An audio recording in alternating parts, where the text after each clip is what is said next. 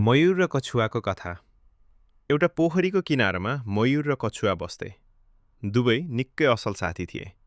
मयूर रुखको हाँगामा बसेर दाना टिप्दै आफ्नै धुनमा मस्त रहन्थ्यो अनि कछुवा पनि पाउनीमा पौडिँदै रमाउँथ्यो। घाम उदाएपछि दुवै पोखरीको डिलमा रहेको ढुङ्गामा बसेर घन्टौं गफिन्थे। एक दिन त्यहाँ एउटा शिकारी आयो। उसले मयूरलाई आफ्नो जालमा पार्यो र बेच्ने नियतले लैजान लाग्यो। मयूरले निराश हुँदै भन्यो, मलाई जहाँ लैजान चाहन्छौ लैजाऊ, तर जानु अघि एकपटक मेरो साथी कछुवासँग भेट्न देऊ। आफ्नो साथी समातिएको देखेर कछुवा ज्यादै दुखी भयो। उसले शिकारीसँग भन्यो, यदि तिमीले मेरो साथीलाई छोडिदियौ भने म तिमीलाई एउटा अनमोल उपहार दिनेछु।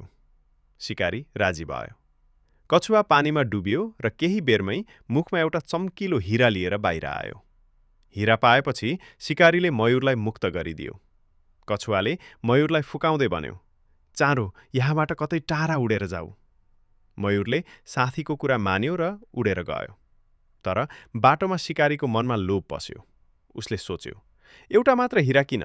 मलाई त 2वटा हिरा चाहिन्थ्यो। ऊ तुरुन्तै फेरि पोखरीमा फर्कियो र कछुवासँग भन्यो, मलाई मयूर छोडेको बदलामा 1 होइन 2वटा हिरा चाहिन्छ। कछुवाले उसको दाउपेच बुझिहाल्यो। उसले शान्त भएर भन्यो, ठिकै छ, म दोस्रो हिरा पनि ल्याइदिन्छु, तर पहिले त्यो पहिलो हिरा मलाई फिर्ता देऊ, अनि मात्र त्यसको जोडी खोजेर ल्याउन सक्छु।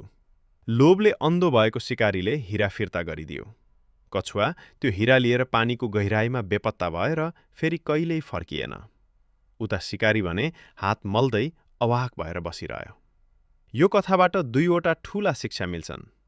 अति लोभले लाभ होइन, मूल नै गुम्छ। सच्चा साथी वही हो जो अप्ठ्यारो पर्दा काम लाग्छ।